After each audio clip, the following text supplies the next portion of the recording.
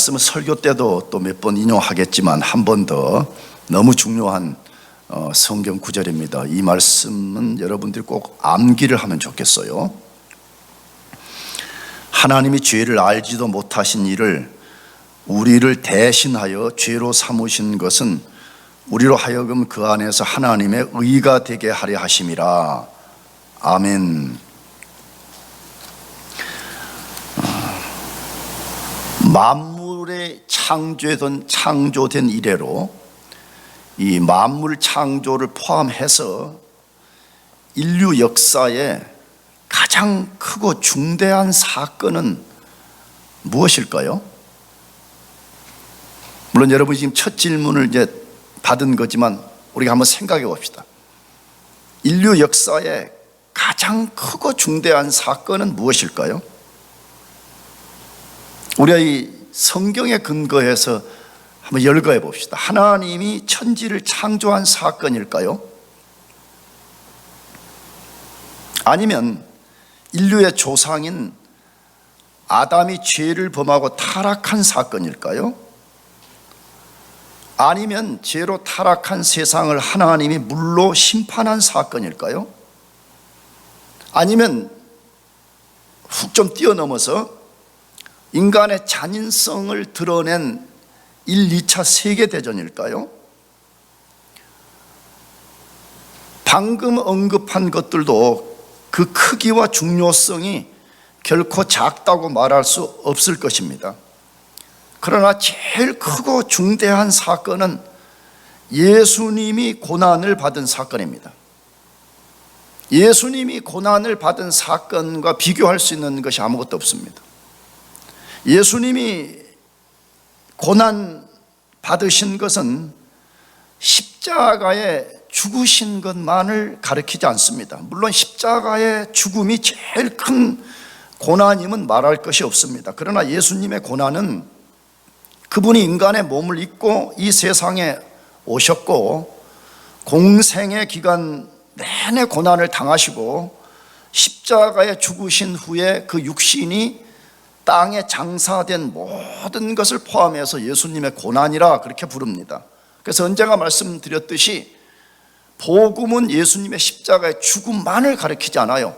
복음은 예수의 성육신과 그의 죽음 후에 부활 승천까지 한 패키지로 돼 있어요. 패키지는 하나라도 없으면 패키지가 아닌 거잖아요. 그래서 예수의 고난은 예수님이 이 땅에 오심부터 공생의 전체를 통과하시고 하늘로 승천하신 것까지를 포함하는 것입니다.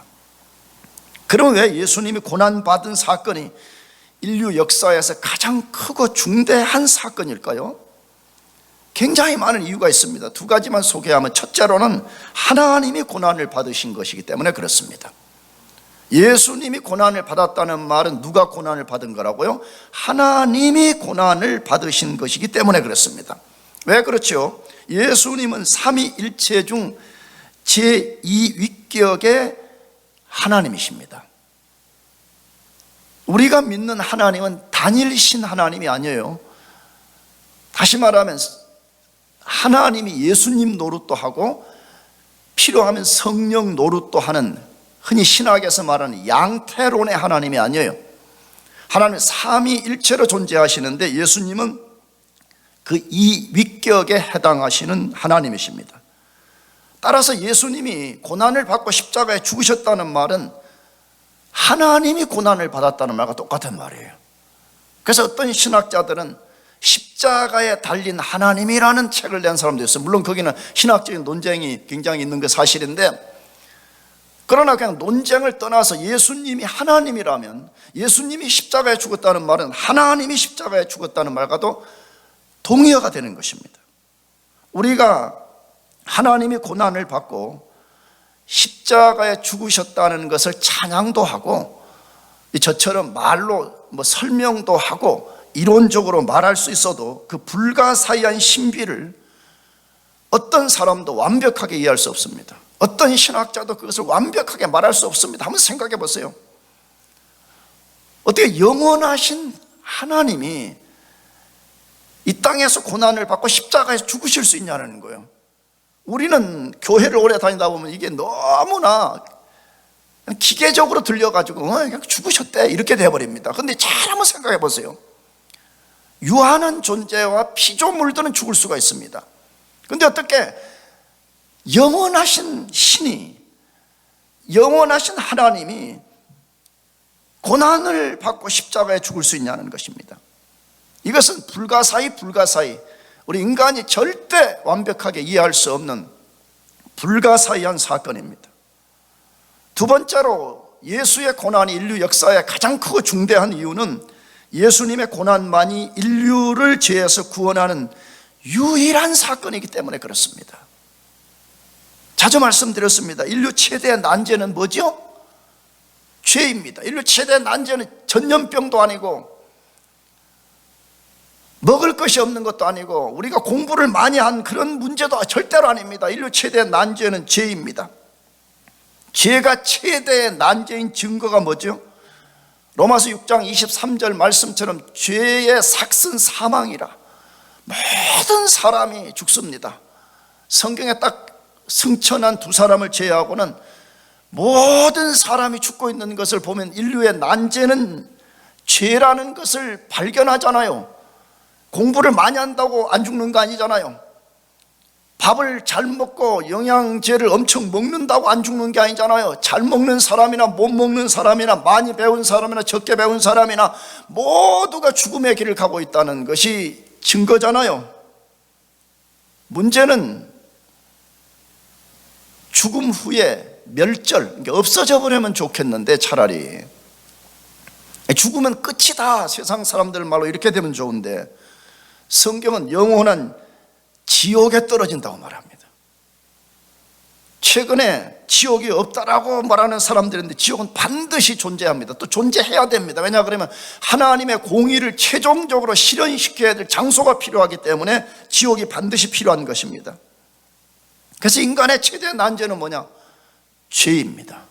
그런데 이 난제를 예수님이 고난을 통해서 해결하셨기 때문에 예수님의 고난은 인류 역사의 가장 크고 중대한 사건이 아닐 수 없는 것입니다. 그런데 이 난제를 어떤 방식으로 예수님이 해결하셨냐 하는 것입니다. 어떤 방식으로 해결하셨죠? 다시 말하면 예수님이 십자가의 죽으심을 통해서 해결했다는데 그 고난, 죽으심이 도대체 어떤 방식의 어떤 논리적인 문제를 해결했기에 예수의 고난만이 인류의 난제를 해결하냐 이것입니다. 그것을 가장 잘 보여주는 성경이 오늘 읽은 고린도후서 5장 21절 말씀입니다. 다시 읽어보겠습니다. 하나님이 죄를 알지도 못하신 이를 우리를 대신하여 죄로 삼으신 것은 우리로 하여금 그의 안에서 하나님의 의가 되게 하려 하심이라. 자, 이 말씀을 잘 들여다보면 이 안에는 신학 용어로 말하면 하나님의 이중전가가 이 속에 있어요. 이중전가. 그러니까 두 번의 트와이스의 이렇게 트랜스퍼 하는 것이 이 속에 들어있다는 것이에요. 이중전가가 이 속에 담겨 있습니다. 첫 번째로는 어떤 전가예요? 하나님이 인간의 죄를 예수님에게 전가시키고 예수님이 우리 대신 죄가 되어서 십자가에서 죄의 형벌을 담당하심으로 우리 죄를 해결하신 것입니다. 간단히 말하면 우리 죄를 전부 다 누구에게 다 몰아줬다는 거예요.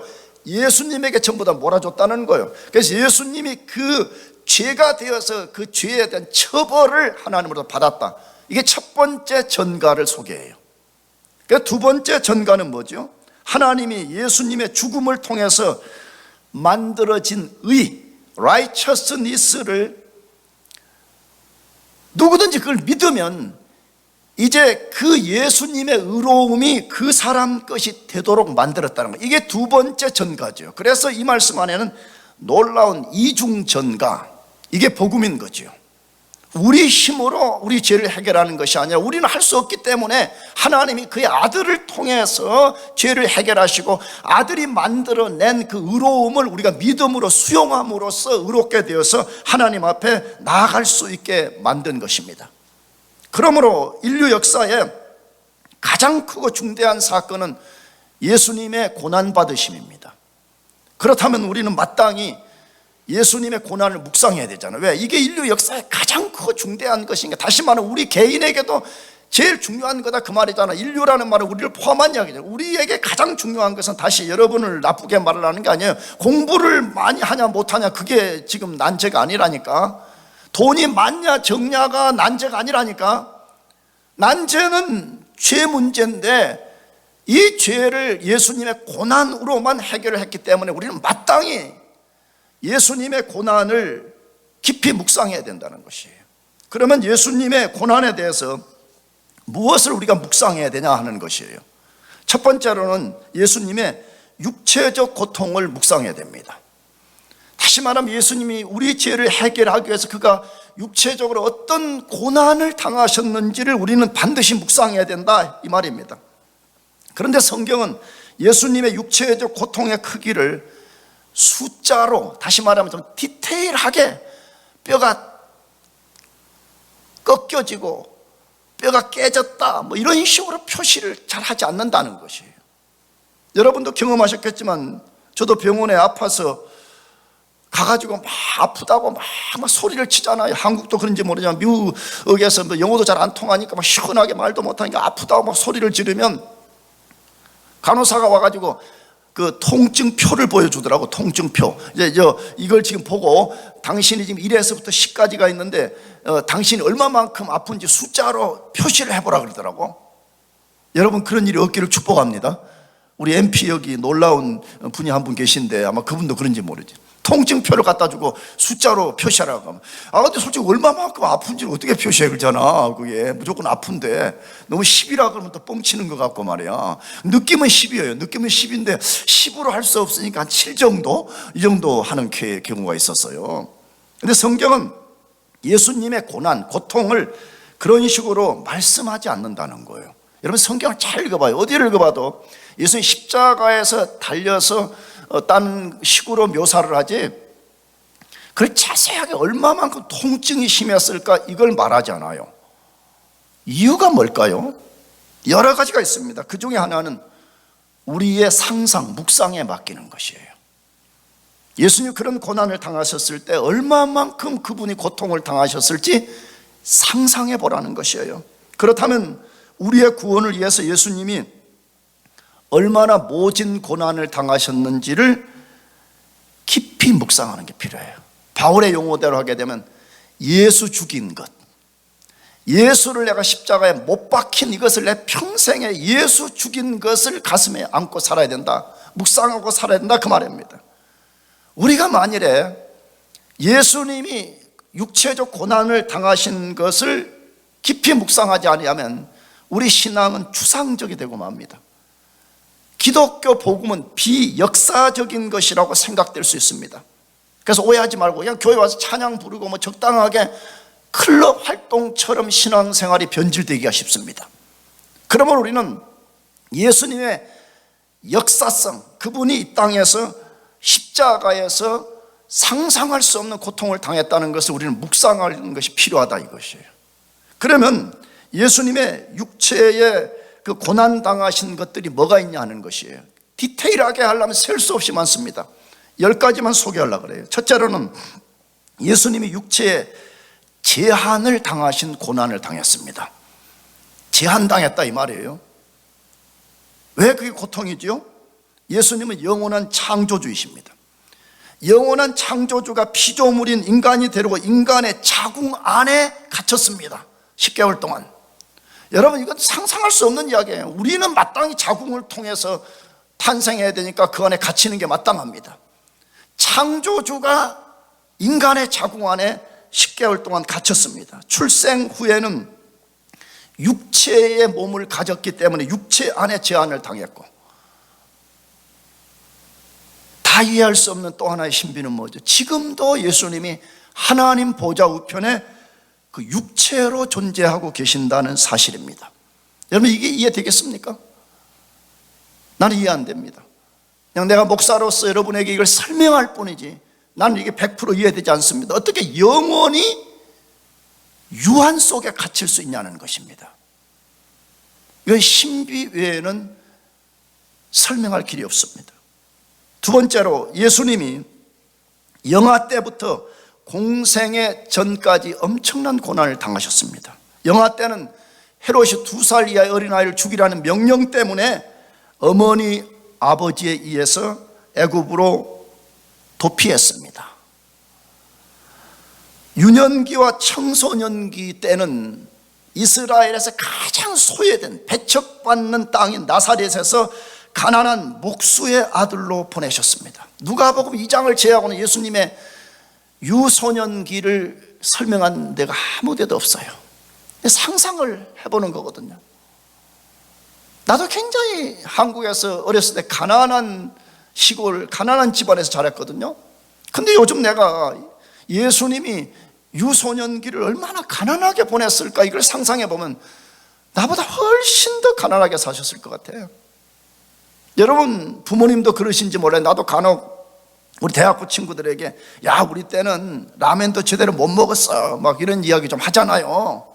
그래도 나는 그래도 1년에 한두 번 정도 라면 먹었거든요. 할렐루야. 예수님은 라면도 못 드신 거잖아요. 그 유소년기를 정말 상상할 수 없는 그 가난 속에서 보내셨다고 추정이 됩니다. 세 번째로는 공생의 기간 동안에 당하신 고난입니다. 공생의 시작 전에 40일 먼저 금식을 했습니다. 여러분 금식 해보셨나 모르겠어요. 나는 신학교 다닐 때 최고 7일 해봤습니다. 너무 이 목사가 이게 뭔가 좀 부족해가지고 7일 하는데 정말 죽는 줄 알았습니다. 7일 하는데 정말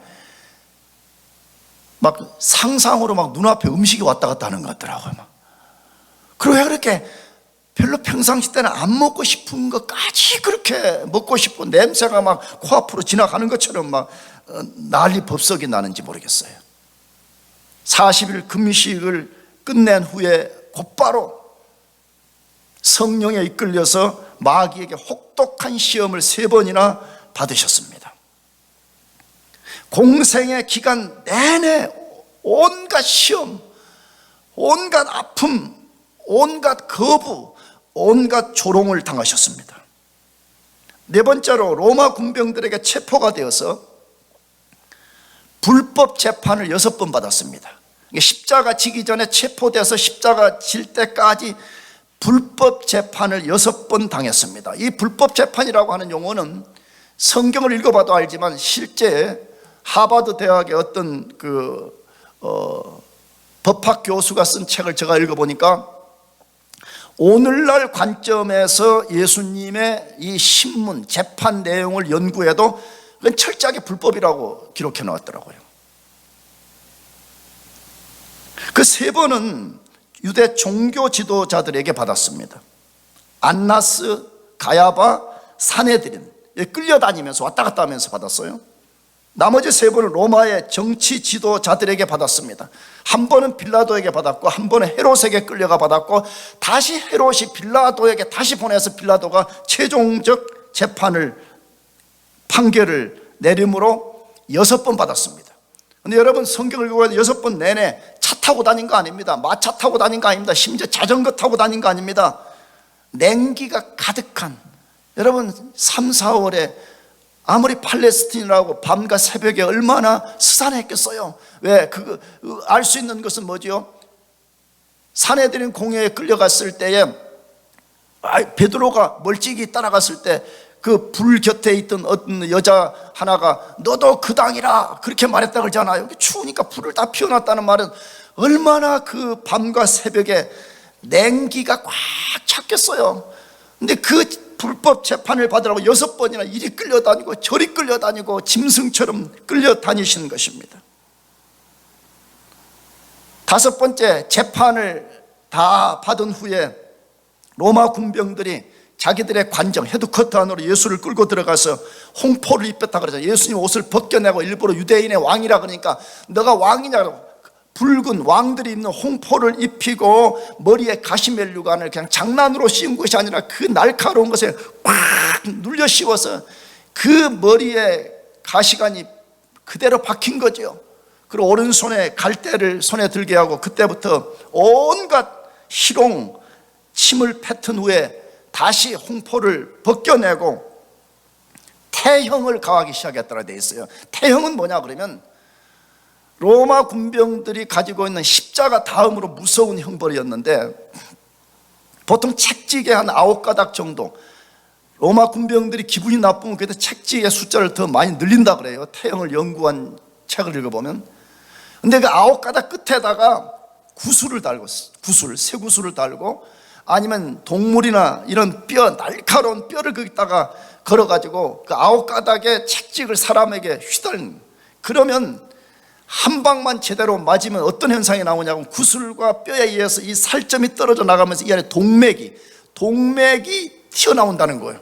그래서 유대의 역사가 유세비우스라는 사람이 쓴 책을 보면 실제적으로 그 태형, 책찍에 한 방 맞으면 살점이 떨어져 나가면서 동맥이 그냥 이렇게 튀어나온다는 거예요.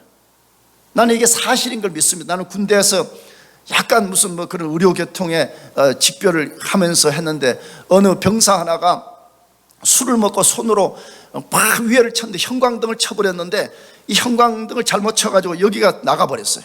그래서 이제 응급 환자 발생했다고 달려가 보니까 야, 진짜 피가 막 솟구치는데, 정말 이게 무슨 혈관인지는 모르겠어. 나는 뭐 전문가가 아니니까. 진짜 막 분수처럼 솟아오르는데 거기 막 핏줄이 막 이렇게 떨려요. 막 그 피가 쏟아져 나오면서. 근데 어쨌든 유세비우스가 말했어요. 그런 태형이 한 방만 제대로 맞아도 살점이 떨어나가고 상상할 수 없는 상태가 되어버린다는 거예요. 그런데 몇 대를 맞았는지 정확하게 소개되어 있지 않지만 예수님은 그 책찍을 셀 수 없이 맞았을 것이라고 많은 학자들이 말해요. 그 근거는 여러 가지가 있어요. 여러분 상상해 보세요. 한 대만 제대로 맞아도 사람이 죽음에 이를 만큼 고통스러운 것인데 셀 수 없는 책찍을 맞으셨습니다. 6번째, 십자가를 지고 사형 장소인 골고다로 행했습니다. 자신이 직접 십자가를 진 것이지요. 물론 그 십자가가 오늘같이 이런 십자가인지 아니면 가로막대에만 있는 것인지 뭐 여러 가지 이설은 많이 있습니다. 어쨌든 십자가를 지고 골고다로 행했습니다. 근데 왜 그랬을까요? 두 가지 이유였습니다. 하나는 로마의 공권력이 로마를 저항한 것에 대해서 내가 십자가를 진 것은 이제 나는 저항을 포기합니다 하는 것을 자기 행위로서 드러내는 것입니다. 또 하나는 뭐냐 그러면 책찍으로 거의 죽음에 이르게 만들고 그 무거운 십자가를 지고 골고다까지 향하게 해서 미리 반쯤 죽여놓는 것입니다. 왜? 십자가에 못을 박을 때에 저항을 하지 못하게 만들려고. 여러분 생사람을 만약에 십자가에 못 박는다 그러면 저항을 할 거 아니에요. 막 그렇게 저항하지 못하도록 사전에 반은 죽여놓는 것입니다. 근거가 뭐죠? 예수님이 골고다의 십자가를 지고 올라가실 때 지고 오르시지 못해서 로마 군병들이 그 구경 나온 구레네 시몬에게 대신 십자가를 지게 했더라고 되어 있죠. 그러니까 이미 예수님이 거의 그냥 절반은 죽어 계셨던 것이죠. 7번째, 십자가에 매달기 위해서 손과 발목에 5에서 7인치 정도 되는 대못을 박았습니다. 우리는 예수님이 이 손바닥에 못이 박혔다고 우리는 자주 말해요. 근데 학자들은 아니라고 말합니다. 만일에 손바닥에다가 못을 박게 되면 성인 60에서 70kg 정도 되는 성인이 달리게 되면 이 몸무게에 의해서 몸이 손이 찢어버린다는 거예요. 지탱이 안 된다는 거예요. 그럼 어디다가 박는 거죠? 손목에다가 박는 것입니다. 6에서 7cm의 대못을 손목에 박고 이 발목에 박으면 그곳이 중추신경이 지나가는 자리라는 거예요. 의학자들은. 그래 이것은 꼭 못을 박으면 뭐가 같냐 그러면 벤치를 가지고 그 의학자들이 써놓은 책을 보니까 이렇게 표현했더라고요. 벤치를 가지고 살을 헤집어 가지고 중추신경을 벤치로 비트는 고통과 같다, 그렇게 써놨더라고요. 나는 지난 2주 동안에 이빨이 좀 안 좋아가지고 버지니아에 가가지고 크라운을 씌우고 뭐 클리닉도 받고 이렇게 했는데, 내가 어제도 어떤 몇 형제들에게 말했는데, 야, 이거 클리닉 내가 25년 만에 받았거든요. 그러니까 의사가 좀 무식하다는 식으로 쳐다보더라고. 그렇게 클리닉을 안 하고 동물처럼 사냐는 식으로. 그래가지고 이제 막 마취하고 그 크라운 씌우기 위해서 막 이게 뭐지 그걸로 막 드릴 같은 걸로 막 이게 와 갉아내는데 너무 아픈 거예요. 막 너무 아픈 거예요. 그래서 내가 아프면 왼손을 들으라는데 왼손인지 오른손인지 막 들었어요. 막 아파가지고 막 들고 그리고 막 아파요 막 하는데 소리도 못 내잖아. 속에 막 물은 또 막 칙칙칙 막 뿌려 쌓고 뽑아내고 막. 그래서 어떻게 해요? 막 손가락이 나도 모르게 막 이렇게 되는 거예요. 막 그리고 막 괜히 막 엄지 발가락 신발 안에 들어있는 것까지 막 위로 들면서 그러면서 예수님의 고난을 생각해 봤어요.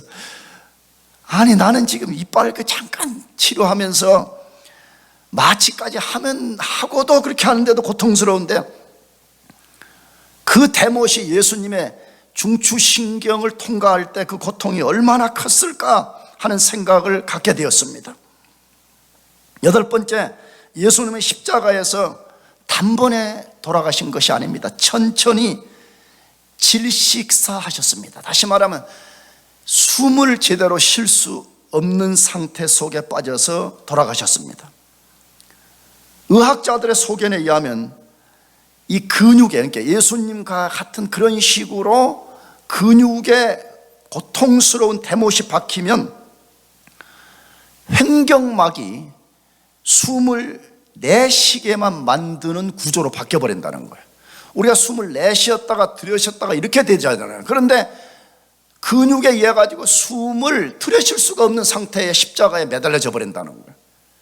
그래 예수님이 어떻게 해야 돼? 만약 숨을 한 번 쉬려면 이 횡격막을 잡아당기면서 몸을 쉽게 막 이런 거죠. 이렇게 입에 잡아당겨 가지고 숨을 쉬어야 되는데 잡아당길 수가 없는 거예요. 위에는 손에 못이 박혔지 발에 힘을 지탱하려고 그러는데 발목에 박힌 대못이 고통을 가하기 때문에 숨을 쉴 수가 없는 것이에요.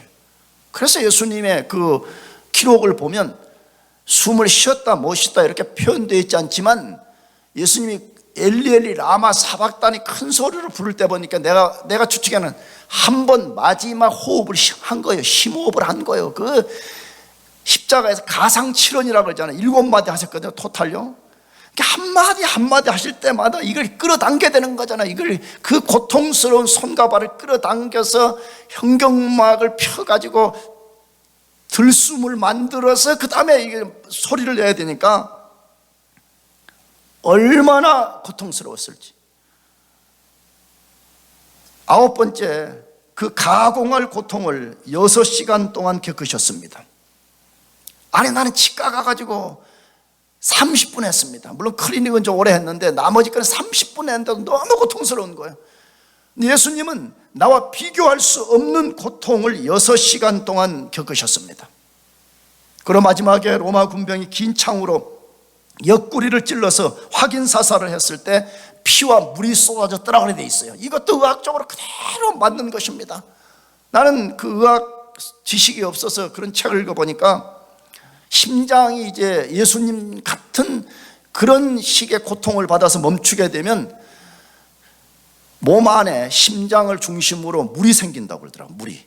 그래서 긴 창으로 옆구리를 찔렀을 때에 피와 물을 쏟았더라 그렇게 되어 있습니다. 그래서 의학자들은 오히려 물이 더 먼저 쏟아졌을 것이라고 주장을 해요. 그런데 왜 성경은 순서를 요한 같은 경우는 피가 먼저 쏟아졌더라 이렇게 되어 있어요. 그래서 의학자들과 이 신학이 약간의 그 부분이 왜 이렇게 기록했을까 했을 때 신학자들의 해석은 그거거든요. 요한의 입장에서 볼 때는 물보다 뭐가 더 강력한 인상을 줬어요?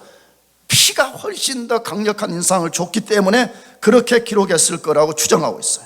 마지막 10번째는 창조주가 인간의 죄로 인해 저주받은 땅에 묻혔다는 사실입니다. 창세기 3장을 읽어보게 되면 인간의 죄 때문에 땅이 저주를 받았습니다.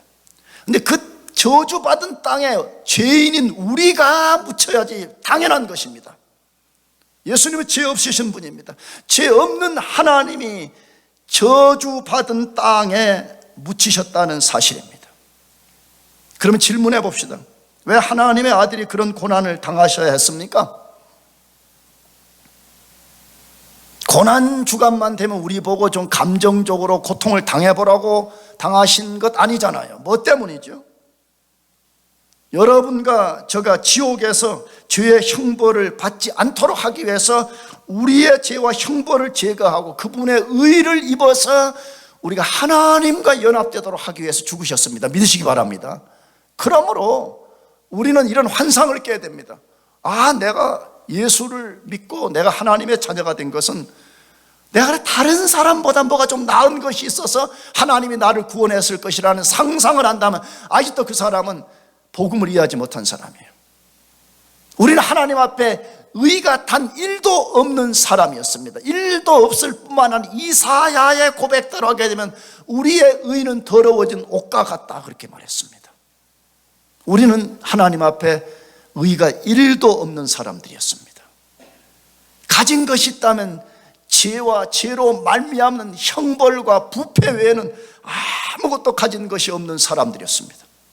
그런 우리의 모든 죄와 죄의 형벌을 제거하고 하나님의 자녀 되도록 그가 십자가에 죽으셨다는 것을 기억하고 이번 한 주간 예수님의 육체의 고난당하심을 깊이 묵상하는 여러분 되시기 바랍니다. 두 번째로 예수님의 고난당하심에 무엇을 우리가 묵상해야 할 때 예수님의 영적인 고통입니다. 예수님의 무슨 고통이라고요? 영적인 고통. 예수님이 육체적으로 고통당하신 것을 묵상해야 되지만 동시에 예수님이 영적으로도 고통을 당하셨다는 사실입니다. 그럼 질문해 보겠어요. 예수님이 십자가에서 겪은 육체적 고통과 영적 고통 중에 어느 고통이 더 컸을 것 같아요?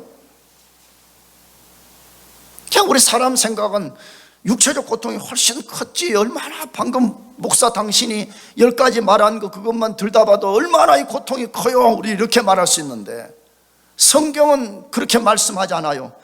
영적 고통이 육체적 고통보다 훨씬 컸다고 말씀합니다.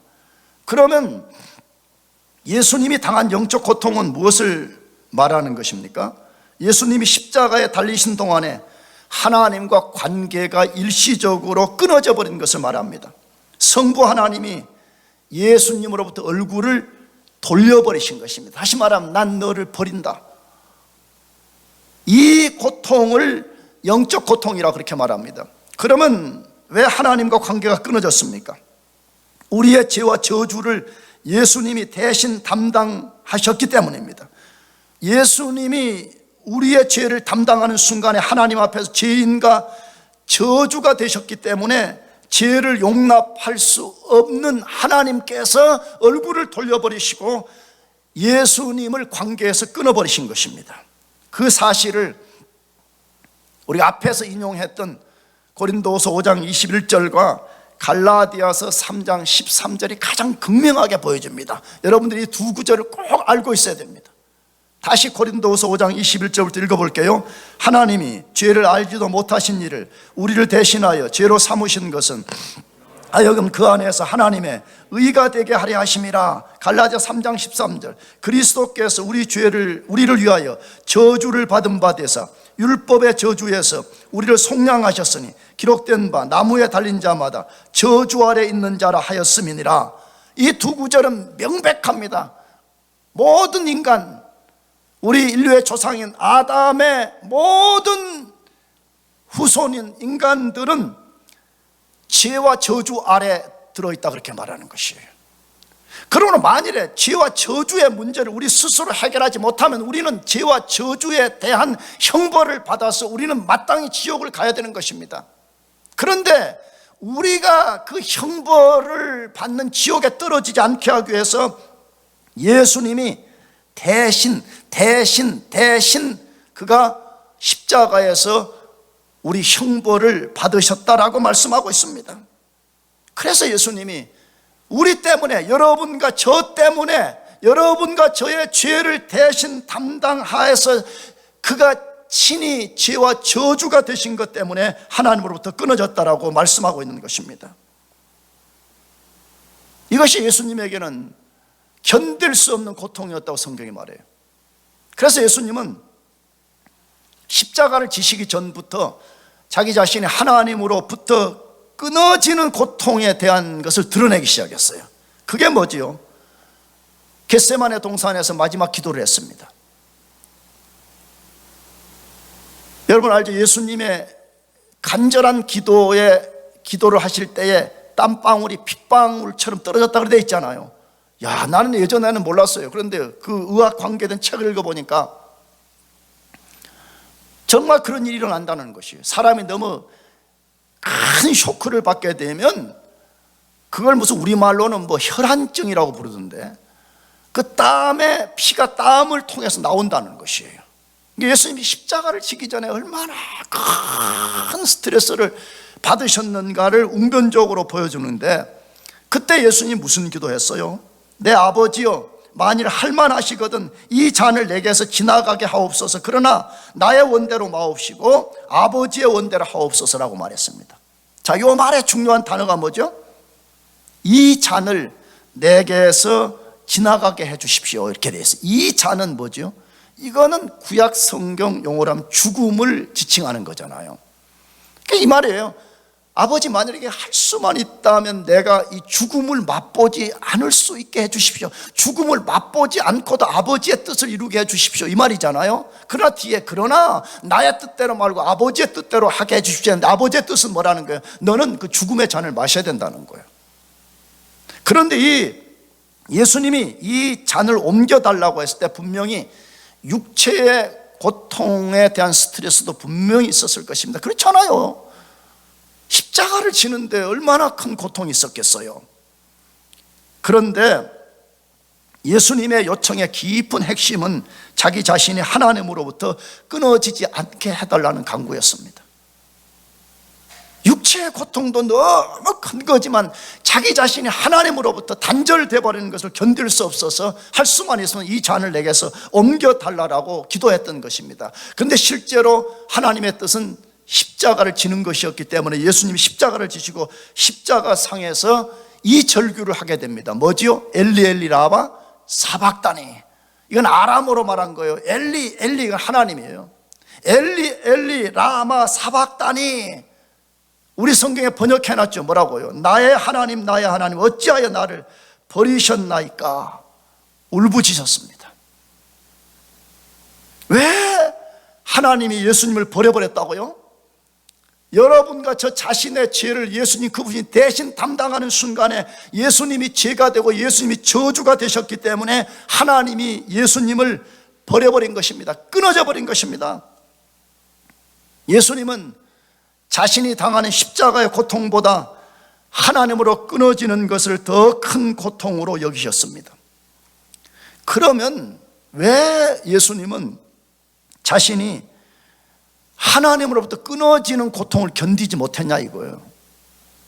그 이유는 영원 전부터 성부 하나님과 누렸던 영광과 사랑이 얼마나 크고 소중한 것인지를 잘 아셨기 때문입니다. 예수님께서 성부 하나님과 누렸던 영광과 사랑에서 일시적으로 끊어지는 것은 육체의 고통과 비길 수 없었습니다. 성부와 성자가 가졌던 영광, 그 사랑을 소개하는 성경이 여러 군데 있는데 그 중에 대표적인 것이 요한복음 7장 21절에서 24절 말씀인데 좀 길지만 한번 읽어보겠습니다.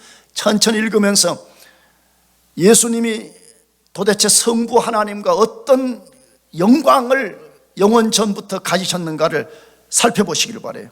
읽어보겠습니다. 아버지여, 아버지께서 내 안에 아버지 안에 있는 것 같이 그들도 다 하나가 되어 우리 안에 있게 하사 세상으로 아버지께서 나를 보내신 것을 믿게 하옵소서. 내게 주신 영광을 내가 그들에게 주었사오니 이는 우리가 하나가 된 것 같이 그들도 하나 되게 하려 함이니이다. 곧 내가 그들 안에 있고 아버지께서 내 안에 계시어 그들로 온전함을 이루어 하나가 되게 하려 함은 아버지께서 나를 보내신 것과 또 나를 사랑하신 같이 그들도 사랑하신 것을 세상으로 알게 하려 함이로소이다. 아버지여, 내게 주신 자도 나 있는 곳에 나와 함께 있어 아버지께서 창세전부터 나를 사랑하심으로 내게 주신 나의 영광을 그들로 보게 하시기를 원하옵나이다. 아멘. 물론 이 말씀은 좀 설명이 필요하지만 지금 예수님이 계속 반복한 게 뭐예요? 하나님과 자기 자신이 가졌던 사랑, 하나님과 자기 자신이 누렸던 그 영광을 지금 반복적으로 말하잖아요. 그걸 이 제자들도 알기를 원하고 이 세상에 우리들도 알기를 원하고 예수를 모르는 사람도 알기를 원한다. 그 내용이에요. 왜 요한복음 17장은 예수님의 대제사장의 기도인데, 그 대제사장의 기도는 크게 세 부류로 되어 있어요. 자기 자신에 대한 이야기, 자기를 따르는 제자들에 대한 이야기, 오늘 우리들에 대한 이야기를 다루고 있는 것이, 이 말에 우리들이 그 사랑을 알기를 원한다는 거예요. 예수님이 성부 하나님과 가졌던 영광이 얼마나 큰지를 알기를 원한다는 것이에요. 한번 생각해 봅시다, 여러분. 우리처럼 죄 많고 문제 많은 인간들끼리도 사랑하다가 끊어지면 견디지 못하잖아요. 실연당했다, 뭐 남자친구하고 여자친구하고 사귀다가 헤어졌다 그러면 막 또 한 몇 달 가잖아요. 힘들어가지고 교회도 안 나오고 막 거의 막 공동묘지 얼굴을 하고 다니잖아요. 이제 거의 막 지옥의 얼굴을 하고 다니잖아요. 그러잖아요. 아니, 우리의 사랑은 완전하지도 않습니다. 정말 100% 순수하지도 않습니다. 그런데도 그 사랑에 끊어지면 견디지 못합니다. 그렇다면 죄 없으신 성부와 성자가 누렸던 사랑과 영광에서 예수님이 끊어진다. 여러분, 그 고통은 우리의 이성으로 다 이해할 수 없는 것이었습니다. 그렇다면 왜 예수님이 그런 영적 고통을 겪어야 했습니까? 왜 성부 하나님의 사랑과 영광으로부터 끊어져야 했습니까? 우리의 죄와 저주를 담당하고 거기에 합당한 하나님의 심판을 대신 받기 위해서 그분이 그런 고통을 당하신 것입니다. 여러분, 이것이 복음입니다. 할렐루야. 이것이 우리가 영원히 자랑해야 될 복음입니다. 나는 마지막으로 여러분에게 도전하고 싶습니다. 하나님의 사랑을 의심하지 말아요. 내가 오늘 시간이 없어서 세 번째 포인트는 설교 안 할 건데, 얼마나 많은 사람들이 하나님의 사랑을 십자가를 통해서 웅변적으로 보여주는데도 불구하고 조그만 어려움 생기면 하나님이 나를 사랑하시는가, 이 의심에 사로잡히잖아요. 그래서 사도 바울은 로마서 5장 8절에 말하잖아요. 우리가 아직 죄인 되었을 때, 우리가 아직 원수 되었을 때에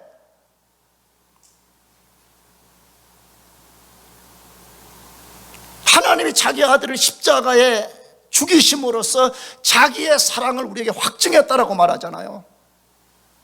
나가서 혹시 우리 가운데 이 하나님의 사랑, 하나님이 그의 아들을 통해서 우리들에게 보여주는 이 희생적 사랑을 거부하지 마시기를 바랍니다. 이것을 거부하는 사람은 언젠가 이 십자가에 죽으신 예수 그리스도, 그분이 감당할 수 없는 가공할 심판자가 될 것이고, 그 심판자 앞에서 여러분의 죄의 문제를 여러분이 해결하기 위해서 지옥에 가야 된다는 사실인 것입니다. 이번 한 주간 예수 그리스도 그분의 육체의 고난을 더 깊이 묵상하십시다. 그분이 당하신 영적인 고통을 깊이 묵상하십시다. 나가서 그 고통을 통해서 만들어 주신 이 놀라운 복음을 우리가 액면 그대로 우리가 받아들이고,